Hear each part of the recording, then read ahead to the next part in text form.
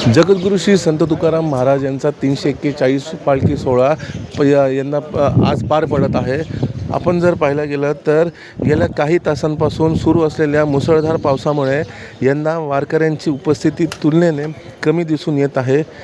सततच्या पावसामुळे इंद्रायणी नदीच्या पाणी पातळीत मोठी वाढ झाली असून नदीने धोक्याची पातळी ओलांडली आहे.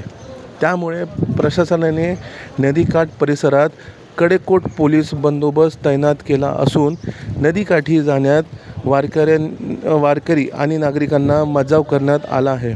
ठिकठिकाणी बॅरिगेड्स उभारण्यात आले असून सुरक्षिततेच्या दृष्टीने वारंवार सूचना दिल्या जात आहेत. कोणतीही आपत्कालीन परिस्थिती उद्भवल्यास तातडीने मदत करता यावी यासाठी 30 जवानांचे NDRF पथक घटनास्थळी सज्ज ठेवण्यात आले आहे.